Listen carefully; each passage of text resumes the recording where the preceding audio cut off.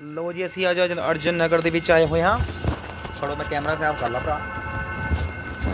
ਮੇਰੇ ਨਾਲ ਸਾਡਾ ਬੱਤੀ ਤੋਂ ਪਹਿਲਾਂ ਜਿਹੜਾ ਪੈਂਦਾ ਬੋਲੜੀ ਤੋਂ ਭਾਈ ਸਾਹਿਬ ਆਏ ਨੇ ਜਿਹੜੇ ਨਿਊਲੀ ਸਿੱਖੇ ਹੋਏ ਭਾਈ ਸਾਹਿਬ ਹੈ ਨੇ। ਬੰਦੇ ਦਾ। ਇਹਦਾ ਬੜਾ ਭਰਾ ਵੀ ਉਸਤਾਦ ਸੀ ਸਾਡਾ, ਹੁਣੇ ਵੀ ਉਸਤਾਦ ਹੈ।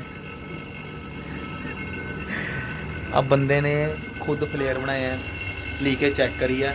ਇੱਥੇ ਲੀਕੇ ਸੀਗੀ, ਬੰਦੇ ਨੇ ਚਾਰੇ ਦੇ ਚਾਰੇ ਫਲੇਅਰ ਬਣਾਤੇ ਲੀਕੇ ਚੈੱਕ ਕਰਨ ਤੋਂ ਬਾਅਦ, ਤਾਂ ਇਹ ਕਮੀ ਪੇਸ਼ੀ ਨਾ ਰਹਿ ਜੇ।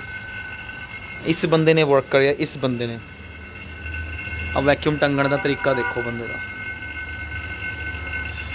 ਥੱਲੇ ਡਿਸਟੈਂਸ ਦੇਖੋ। ਆ ਬੰਦੇ ਨੇ ਬਹੁਤ ਵਧੀਆ ਵੈਕਿਊਮ ਟੰਗਿਆ। ਬੰਦੇ ਨੇ ਮੈਨੀਫੋਲਡ ਗੇ ਯੂਜ਼ ਕਰੀਏ, ਵੈਲਿਊ ਦੇ ਟੂਲਸ ਯੂਜ਼ ਕਰੇ ਬੰਦੇ ਨੇ।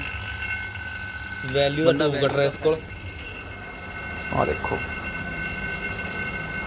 ਇਹ ਬੰਦਾ ਵੈਲਿਊ ਦੀ ਬ੍ਰਾਂਡਿੰਗ ਦਾ ਫੈਨ ਆ। ਕਹਿੰਦਾ ਜੀ ਇਸ ਤੋਂ ਸਮੂਥ ਕੋਈ ਟੂਲ ਨਹੀਂ ਹੈ। ਬੰਦੇ ਕੋਲ ਟੂਬ ਕਟਰ ਦੋ ਨੇ। ਬਾਈ ਦਾ ਜਿਗਰਾ ਦੇਖੋ, ਫਿਰ ਵੀ ਕਹਿੰਦਾ ਆਪਾਂ ਵੈਲਿਊ ਯੂਜ਼ ਕਰਨਾ। ਮੈਂ ਤੁਹਾਨੂੰ ਦਿਖਾਨਾ, ਆਹ ਦੇਖੋ ਬੰਦੇ ਨੇ ਵੈਲਿਊ ਯੂਜ਼ ਕਰਿਆ। ਪਤਾ ਨਹੀਂ ਕਿਆ ਪਿਆਰ ਆ ਬੰਦੇ ਨੂੰ ਵੈਲਿਊ ਨਾਲ। ਵੈਲਿਊ ਹੋਈ ਪਈ ਬੰਦੇ ਦੀ, ਵੈਲਿਊ ਪੂਰੀ ਆ ਸਰ, ਬੰਦੇ ਦੀ ਪੂਰੀ ਵੈਲਿਊ ਆ। ਹਾਂ ਆਪਾਂ ਅਰਜਨ ਨਗਰ 'ਚ ਪੀਜੀ ਦੇ ਵਿੱਚ ਆ, ਗਰਲਸ ਪੀਜੀ ਹੈ, ਏਕਮ ਪੀਜੀ, ਟੌਪ ਫਲੋਰ 'ਤੇ। ਆਹ ਹਾ ਕਿੰਨੀ ਸੋਹਣੀ ਧੁੱਪ ਪੈਂਦੀ ਆ। ਬੜਾ ਅਰਜਨ ਢਿੱਲੋਂ ਦਾ ਫੈਨ ਆ ਮੇਰੀ ਜਾ ਆ।